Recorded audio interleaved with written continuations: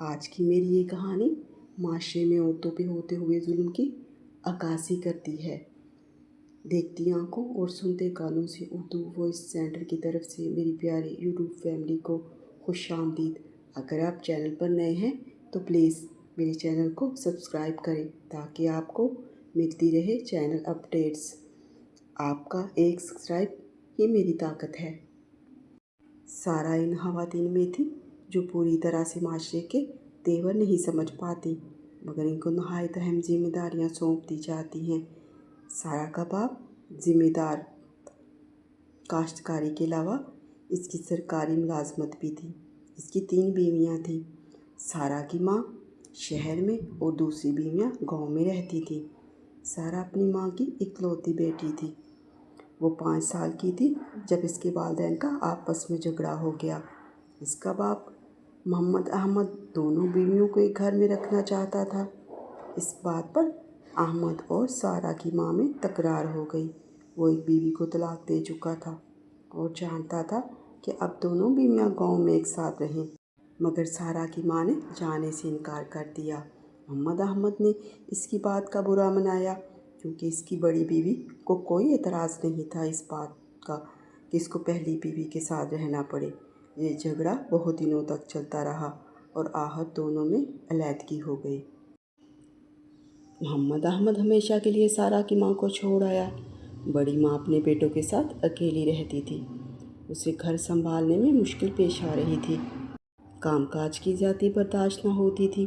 اسے ایک نوکرانی کی ضرورت تھی۔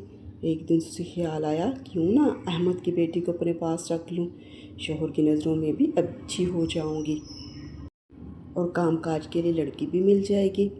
اگرچہ سارا ابھی گھر سنبھالنے کے لائق نہیں تھی، مگر اوپر کا کام کر سکتی تھی۔ بس یہی سوچ بختو نے احمد کو بھڑکانا شروع کر دیا کہ بیٹی کی دیکھ بھال ہم زیادہ بہتر طریقے سے کر سکتے ہیں۔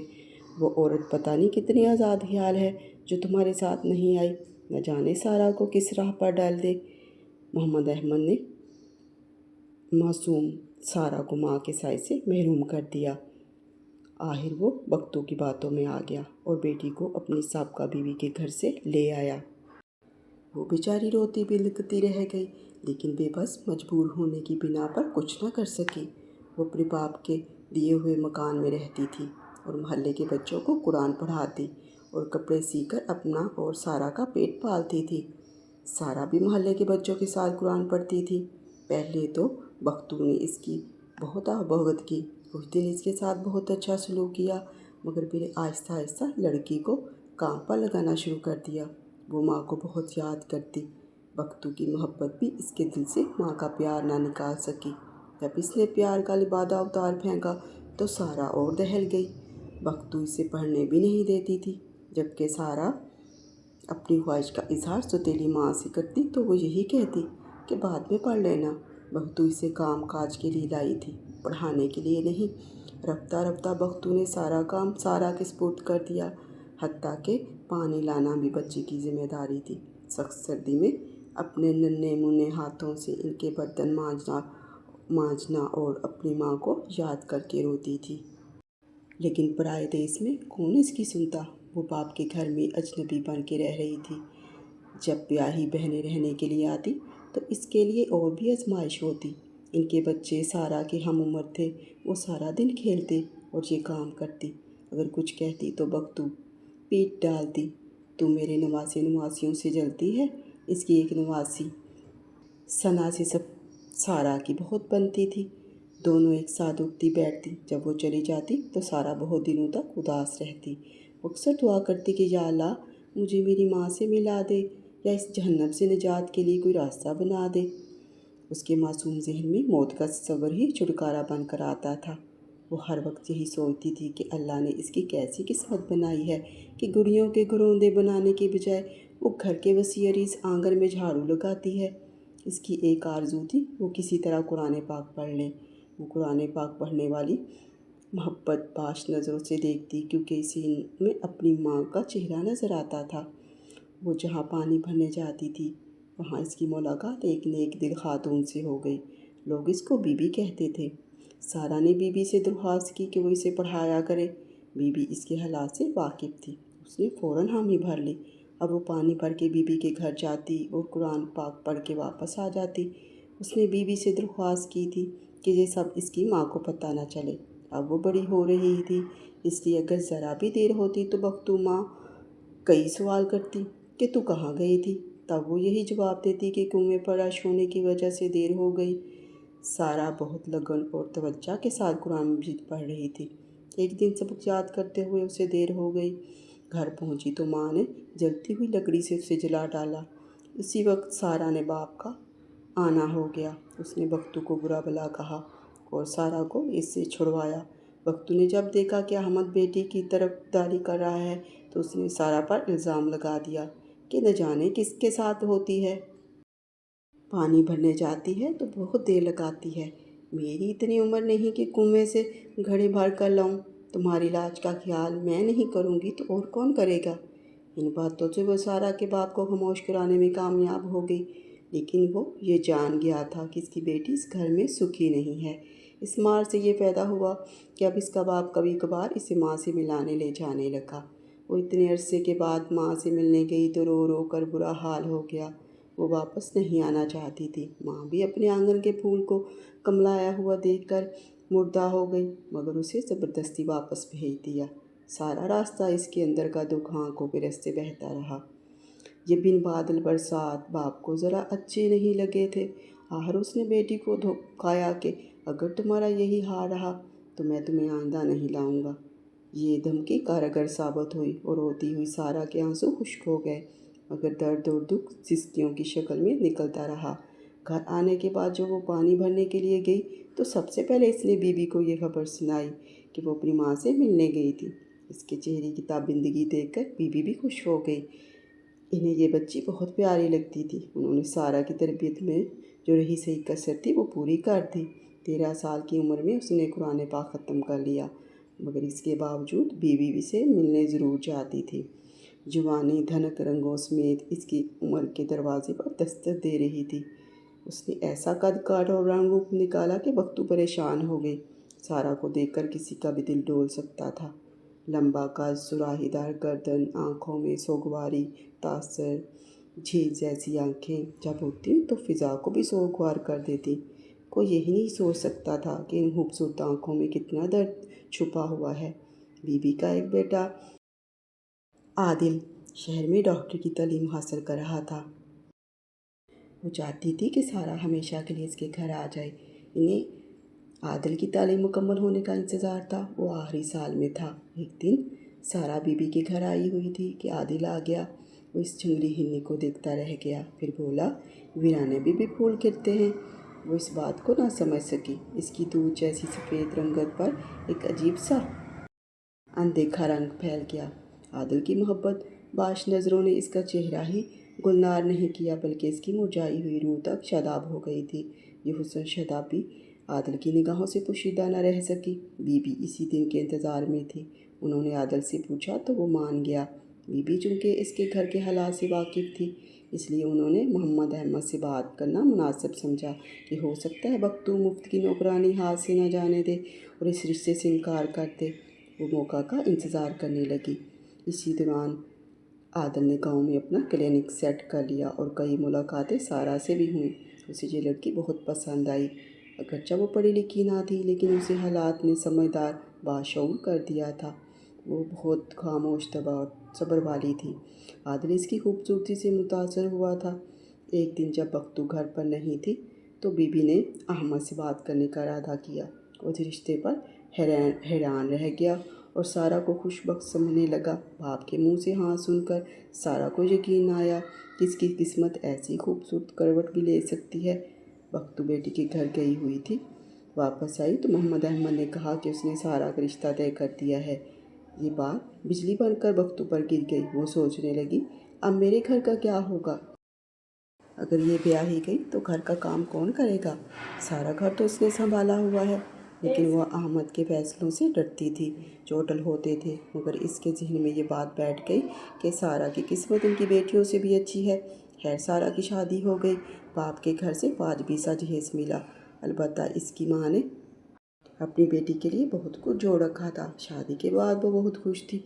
इसकी ज़िंदगी में सुकून आ गया था। आदिल इसके हुस्न का दीवाना था और सास ससुर इसकी सीरत के गुण गाते थकते थे। इन्हें ज़िंदगी की हर आसाइश मुयस्सर थी। वो लौट कर कभी बाप के दरवाजे पर न गई, अलबत्ता कभी कभार बख्तू या सना ज़रूर चक्कर लगा लिया करती थी। वो अपनी छोटी सी दुनिया में इतनी महू थी कि उसे बाहर वालों से कोई गर्ज ही नहीं रही कि वो क्या कर रहे हैं। यूँ शादी को 5 साल का अरसा गुजर गया। इसी दौरान एक बेटी आंगन की रौनक और 2 बेटे मान फख्र बनकर इसकी ज़िंदगी में शामिल हो गए। आदिल भी खुश था, मगर इसकी खुशी और इत्मीनान पर सबसे ज़्यादा परेशानी बख्तू को थी। वो चाहती थी कि सारा फिर से दुखों के जहन्नुम में लौट आए। सना सारा से मोहब्बत ज़रूर करती थी, मगर वो भी इसकी शान और शौकत को देख कर जलती थी। वो शहर में तालीम हासिल कर रही थी, छुट्टियों में नानी के पास आ जाती थी। इस बार आई तो सारा से मिलने गई। आदिल भी घर पर मौजूद थे। इसकी आदिल से पहली मुलाकात थी। वो ज़ात ख्याल थी और अपना बहुत ख्याल रखती थी, जबकि सादा तबीयत सारा पर्दा करती थी। वो ज़्यादा पढ़ी लिखी ना थी। आदिल अपने हल्के में आज़ाद ख्याल और तेज़ शख्स समझा जाता था। वो अपनी बीवी को चुस्त और फैशनेबल देखना चाहता था। यही बात अक्सर वो सारा को समझाता। कभी वो बात पर गौर करती और कभी टाल देती।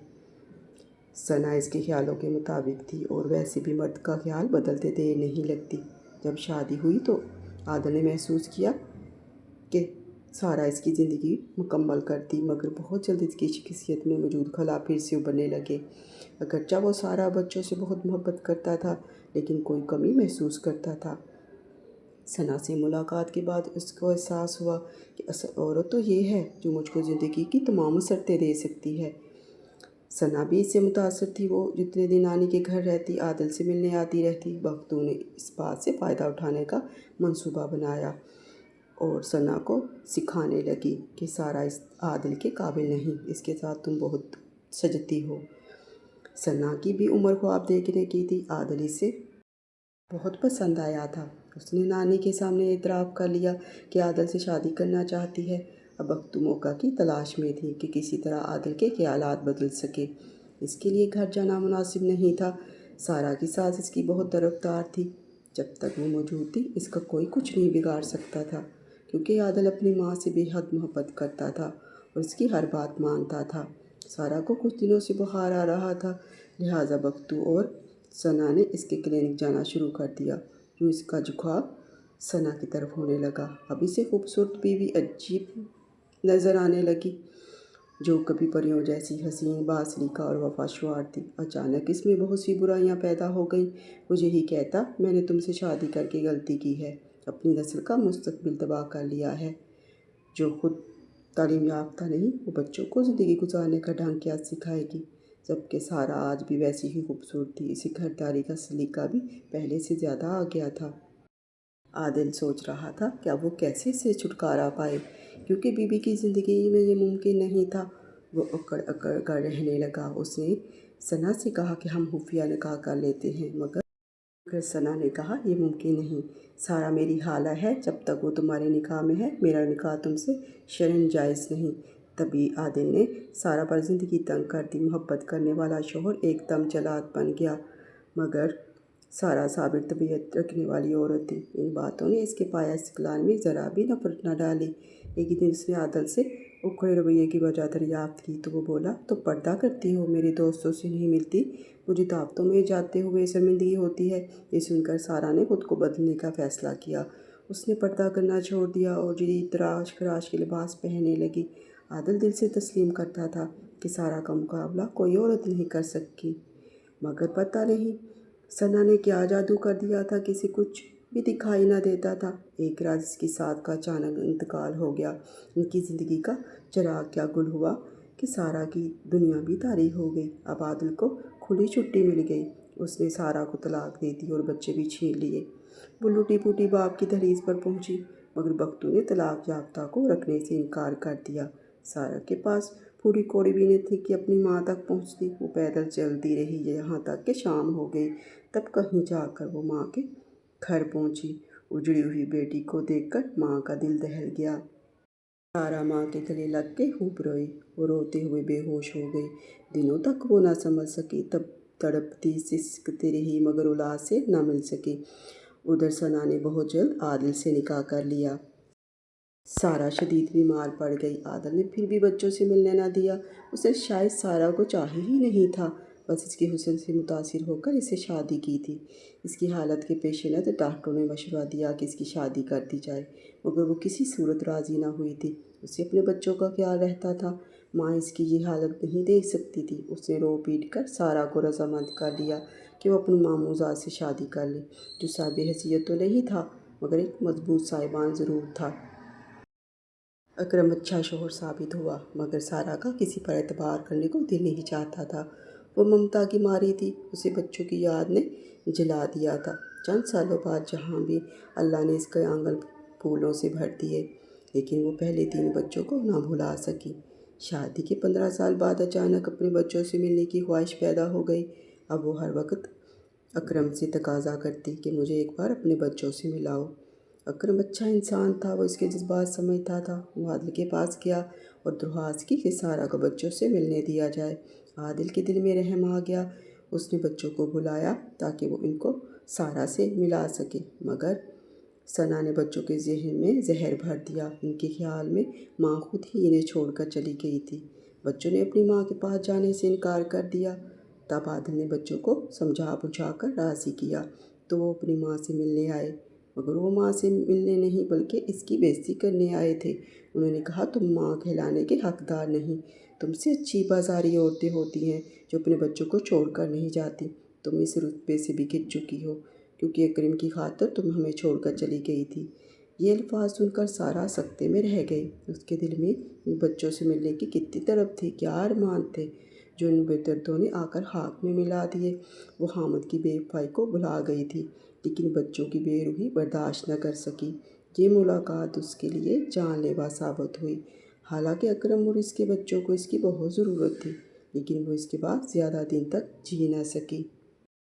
एक औरत ने महज इसलिए दूसरी औरत का सुहाग उजाड़ दिया कि इसकी खाला एक दौलतमंद डॉक्टर की बीवी क्यों है। न जाने कितनी ज़हदा जैसी भेड़िया सिफ्त औरतें होंगी जिनका हसद सारा जैसी बेज़बान औरतों को खा जाता है। अगर आपको ये कहानी पसंद आई है तो प्लीज़ कमेंट बॉक्स में अपनी राय का इजहार ज़रूर कीजिएगा कि आखिर कौन कसूरवार है, एक मर्द के, एक औरत के, हमारा माशरा। और मेरे चैनल उर्दू वॉइस सेंटर को लाइक, शेयर और सब्सक्राइब करना ना भूलिएगा।